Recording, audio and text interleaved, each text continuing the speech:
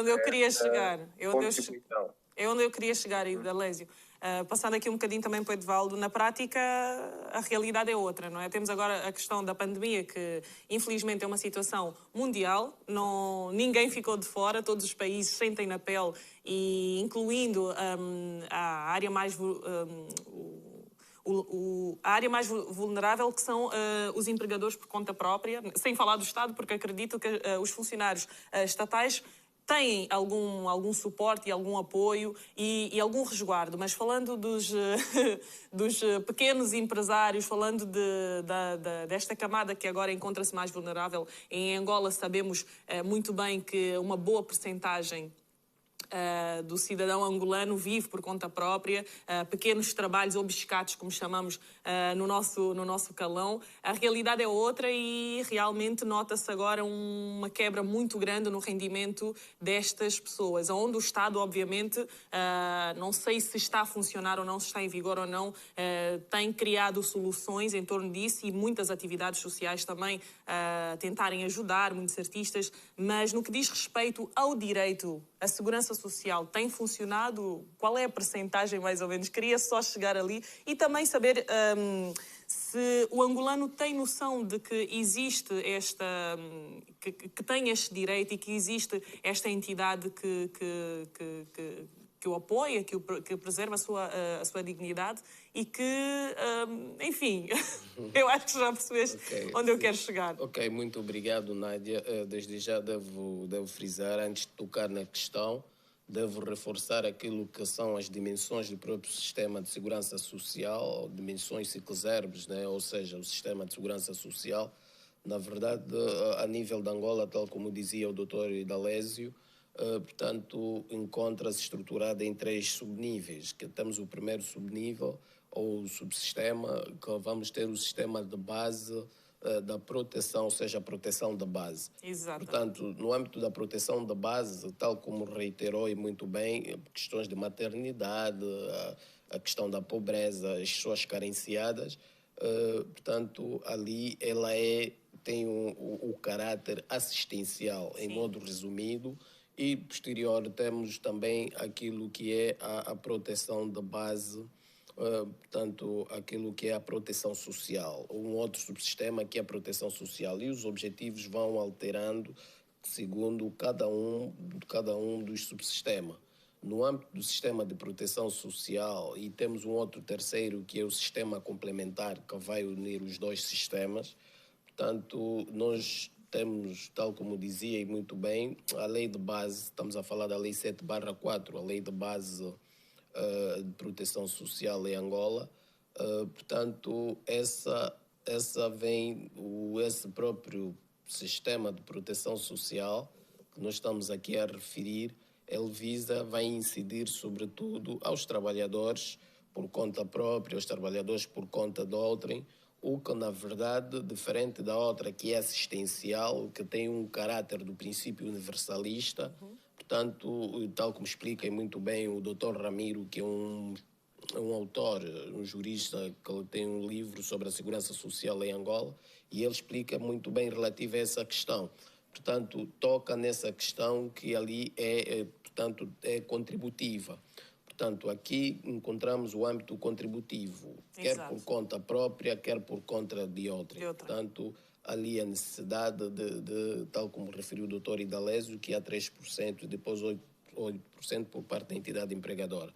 Mas é preciso reiterar que aqui, portanto, é preciso terem atenção que quem tem o dever de fazer a inscrição do trabalhador, portanto, quer por conta própria, quer por conta de outrem, portanto, é mesmo a própria entidade empregadora que deve dirigir-se ao Instituto Nacional de Segurança Social, tal como determina a lei, os times, portanto, e proceder à inscrição.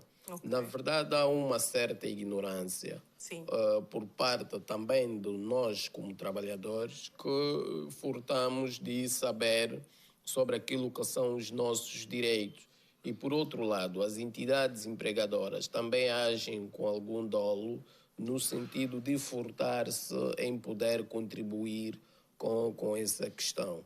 Mas este segundo sistema, que é tido a nível de Portugal, por exemplo, a Previdência Social, Sim, não a proteção social, mas um Estado de Previdência Social, portanto, aqui ele é financiado também por impostos, é preciso sabermos isso, claro. tal como o primeiro. Exato. Nós somos contribuinte e no âmbito daquilo que são as contribuições que se faz, em Angola pode vigorar, se quisermos, no primeiro sistema, que é o sistema de base, a proteção de base, portanto, é preciso termos atenção a isso.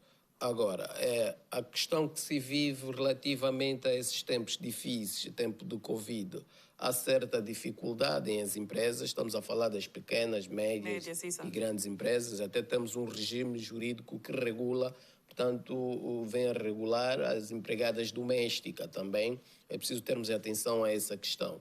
E que, na verdade, há aquela dificuldade em as empresas produzirem, porque as empresas privadas, elas versam sobre o lucro e é dali que tem a sua sobrevivência.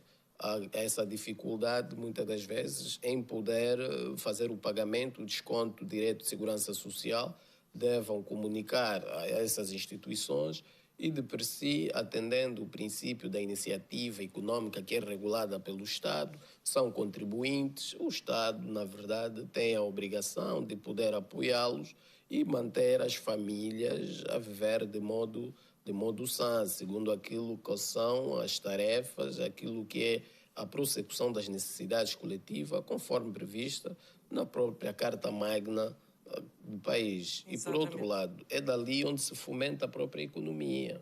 São as empresas que domam o mercado.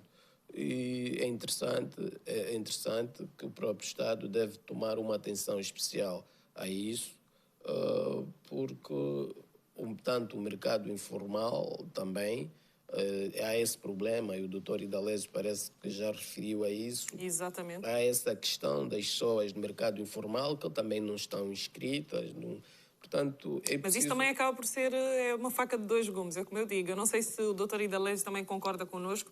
É a questão da própria fiscalização, não é? Porque os mercados existem e funcionam naturalmente e não há um serviço de fiscalização que tem poder sobre isso. E tocaste no ponto também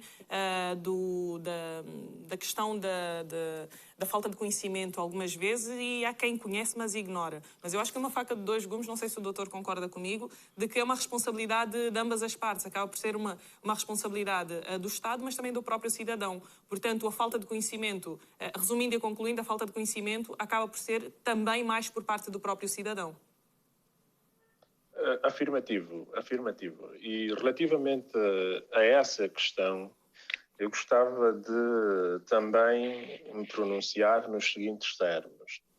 Claro que, concordando que existe sim esta dualidade de critérios, ou se preferirmos, essa faca de dois gumes, mas vamos atender à seguinte incursão.